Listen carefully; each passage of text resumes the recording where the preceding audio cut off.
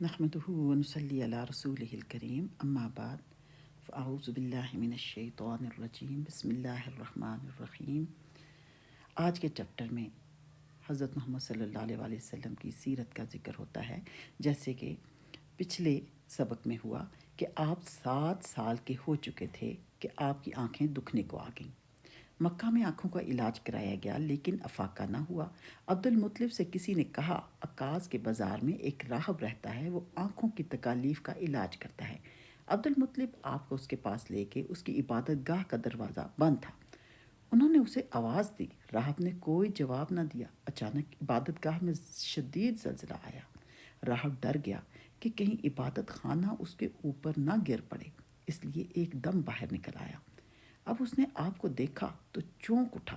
اس نے کہا، اے عبد المطلب، یہ لڑکا اس امت کا نبی ہے، اگر میں باہر نہ نکل آتا تو یہ عبادت گاہ ضرور مجھ پر گر پڑتی۔ اس لڑکے کو فوراً واپس لے جاؤ اور اس کی حفاظت کرو، کہیں یہودیوں یا عیسائیوں میں سے کوئی اسے قتل نہ کر دے۔ پھر اس نے کہا، اور رہی بات ان کی آنکھوں کی، تو آنکھوں کی دعا تو خود ان کے پاس موجود ہے۔ عبد المطلب یہ سن کر حیران ہوئے اور بولے، ان کے اپنے پاس ہے؟ ان کے اپنے پاس ہے؟ میں سمجھا نہیں۔ ہاں، ان کا لعاب دہن ان کی آنکھوں میں لگائیں۔ انہوں نے ایسا ہی کیا، آنکھیں فوراً ٹھیک ہو گئیں۔ پرانی آسمانی کتابوں میں آپ کی بہت سی نشانیاں لکھی ہوئی تھیں، اس کی تفصیل بہت دلچسپ ہے۔ یمن میں ایک قبیلہ حمیر تھا۔ وہاں ایک شخص سیف بن یزن تھا، وہ سیف حمیری کہلاتا تھا۔ کسی زمانے میں اس کے باپ دادا اس ملک پر حکومت کرتے تھے، لیکن پھر حبشیوں نے یمن پر حملہ کیا اور اس پر قبضہ کر لیا۔ وہاں حبشیوں کی حکومت ہو گئی۔ 70 سال تک یمن حبشیوں کے قبضے میں رہا۔ جب یہ سیف بڑا ہوا تو اس کے اندر اپنے باپ دادا کا ملک آزاد کرانے کی امنگ پیدا ہوئی۔ چنانچہ اس نے ایک فوج تیار کی، اس فوج کے ذریعے حبشیوں پر حملہ کیا اور انہیں یمن سے بھگا دیا۔ اس طرح وہ باپ دادا کے ملک کو آزاد کرانے میں کامیاب ہو گیا، وہاں کا بادشاہ بن گیا۔ یہ یمن عرب کا علاقہ تھا۔ جب اس پر حبشیوں نے قبضہ کیا تھا تو عربوں کو بہت افسوس ہوا۔ 70 سال بعد جب یمن کے لوگوں نے حبشیوں کو نکال باہر کیا تو عربوں کو بہت خوشی ہوئی۔ ان کی خوشی کی ایک وجہ تو یہ تھی کہ انہیں حبشیوں نے ابرہہ کے ساتھ مکہ پر چڑھائی کی تھی۔ چاروں طرف سے عربوں کے وفد سیف کو مبارکباد دینے کے لیے آنے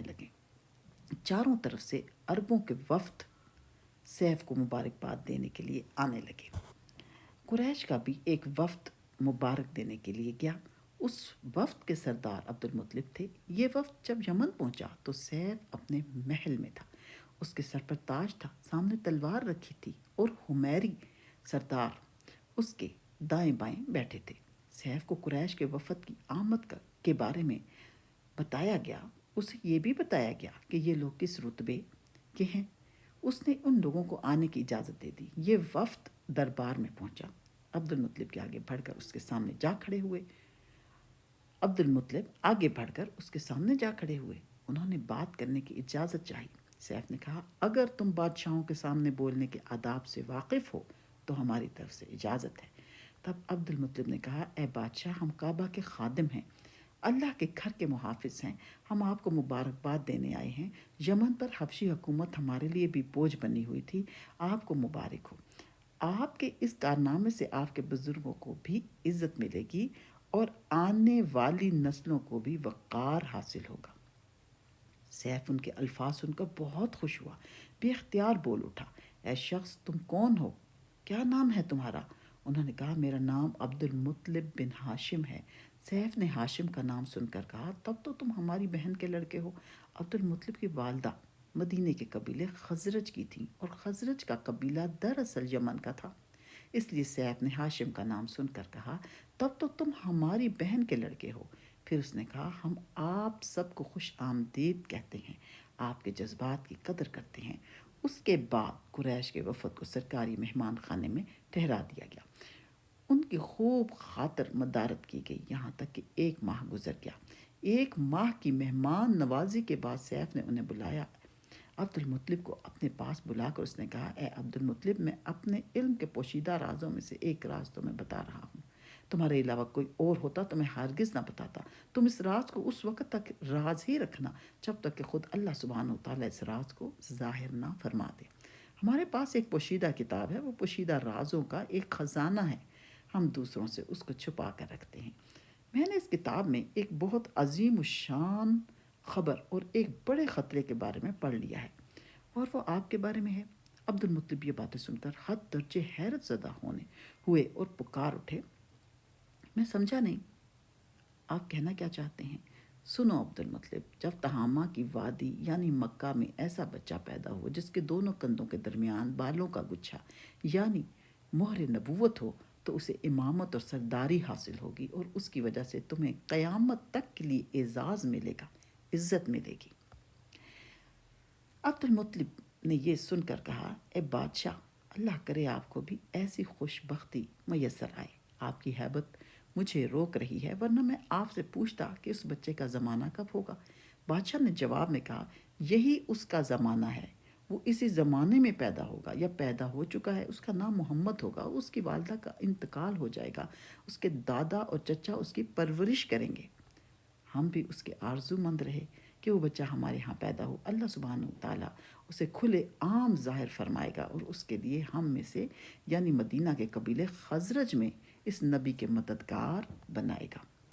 ہم میں سے اس نے اس لیے کہا کہ خزرج اصل میں یمن کے لوگ تھے، ان کے ذریعے اس نبی کے خاندان اور قبیلے والوں کو عزت حاصل ہوگی، اور ان کے ذریعے اس کے دشمنوں کو ذلت ملے گی، اور ان کے ذریعے وہ تمام لوگوں سے مقابلہ کرے گا، اور ان کے ذریعے زمین کے اہم علاقے فتح ہو جائیں گے۔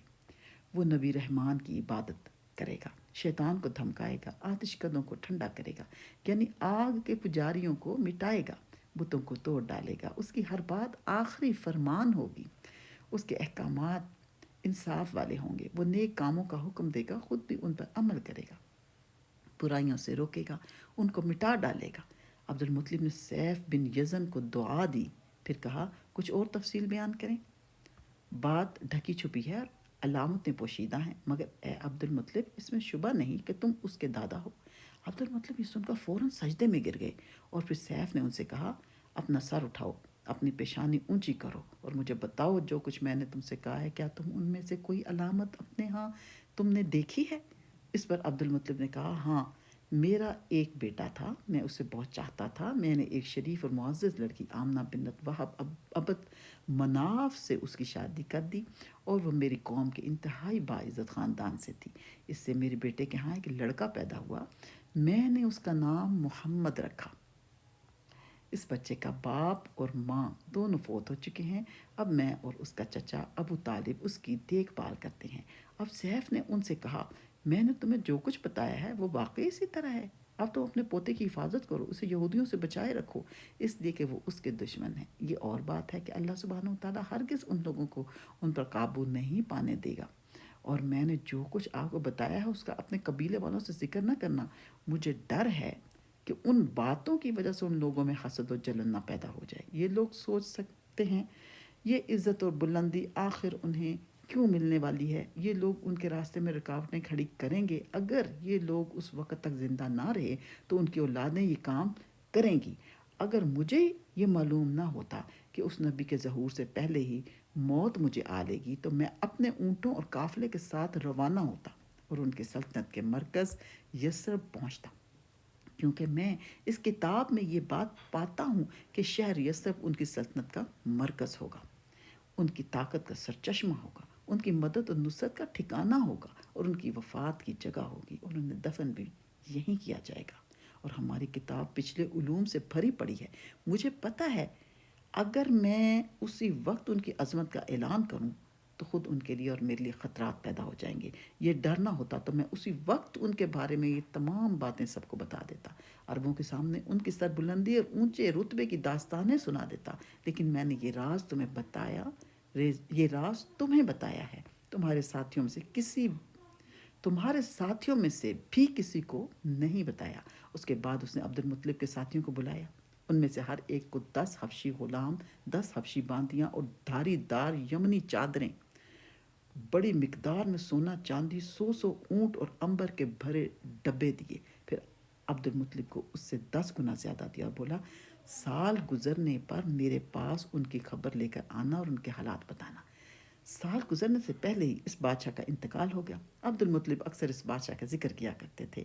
آپ کی عمر 8 سال کی ہوئی تو عبد المطلب کا انتقال ہو گیا. اس طرح ایک عظیم سرپرست کا ساتھ چھوٹ گیا.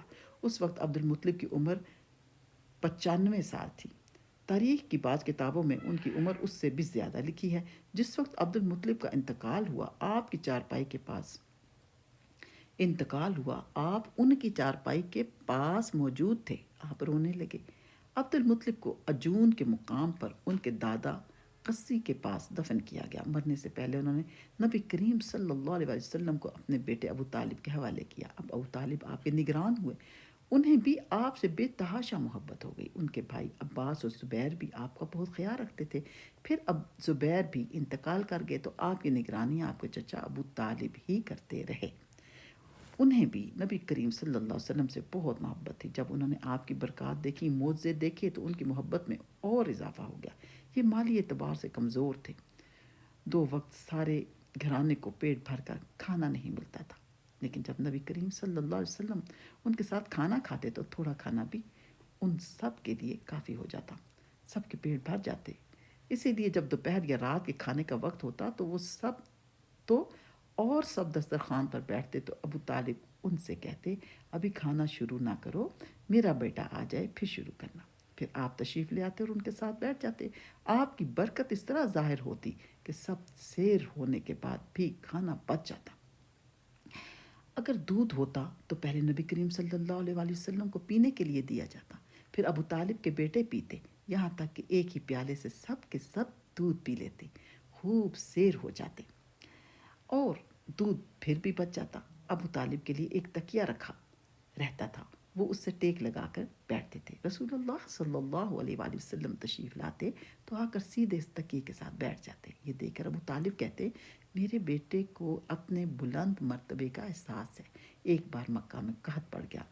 بارش بالکل نہ ہوئی. لوگ ایک دوسرے سے کہتے تھے لات اور عزا سے بارش کی دعا کرو.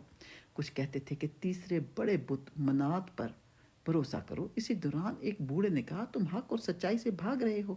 تم میں ابراہیم علیہ السلام اسماعیل علیہ السلام کی نشانی موجود ہے. تم اسے چھوڑ کر غلط راستے پر کیوں جا رہے ہو؟ اس پر لوگوں نے اس سے کہا کیا آپ کی مراد ابو طالب سے ہے؟ اس نے جواب میں کہا ہاں میں یہی کہنا چاہتا ہوں. اب سب لوگ ابو طالب کے گھر کی طرف چلے. وہاں پہنچ کر انہوں نے دروازے پر دستک دی تو ایک خوبصورت آدمی باہر آیا. اس نے تہبند لپیٹ رکھا تھا. سب لوگ اس کی طرف بڑھے اور بولے اے ابو طالب وادی میں قحط پڑا ہے، بچے بھوکے مر رہے ہیں، اس لیے آؤ اور ہمارے لیے بارش کی دعا کرو. چاچا ابو طالب باہر آئے. ان کے ساتھ رسول اللہ صلی اللہ علیہ وسلم بھی تھے. آپ ایسے لگ رہے تھے جیسے اندھیرے میں سورج نکل آیا ہو. ابو طالب کے ساتھ اور بھی بچے تھے لیکن انہوں نے آپ ہی کا بازو پکڑا ہوا تھا. اس کے بعد ابو طالب نے آپ کی انگلی پکڑ کر کعبے کی طرف کعبے کا طواف کیا. یہ طواف کر رہے تھے اور دوسرے لوگ آسمان کی طرف نظر اٹھا اٹھا کر دیکھ رہے تھے جہاں بادل کا ایک ٹکڑا بھی نہیں تھا. لیکن پھر اچانک ہر طرف سے بادل گر گر کر آنے لگے. اس قدر زوردار بارش ہوئی کہ شہر اور جنگل سیراب ہو گئے. ابو طالب ایک بار ذی الحجاز کے میلے میں گئے. یہ جگہ عرفات سے تقریباً 8 کلومیٹر دور ہے. ان کے ساتھ رسول اللہ صلی اللہ علیہ وسلم بھی تھے. ایسے میں ابو طالب کو پیاس محسوس ہوئی. انہوں نے آپ سے کہا بھتیجے مجھے پیاس لگی ہے. یہ بات انہوں نے اس لیے نہیں کہی تھی کہ آپ کے پاس پانی تھا بلکہ اپنی بے چینی ظاہر کرنے کے لیے کہی تھی. چچا کی بات سن کر آپ فوراً سواری سے اتر آئے اور بولے چچا جان آپ کو پیاس لگی ہے؟ انہوں نے کہا ہاں بھتیجے پیاس لگی ہے. یہ سنتے ہی آپ نے ایک پتھر پر اپنا پاؤں مارا. اس سے آگے جانیں گے اگلے لیکچر میں انشاءاللہ. السلام علیکم ورحمۃ اللہ وبرکاتہ.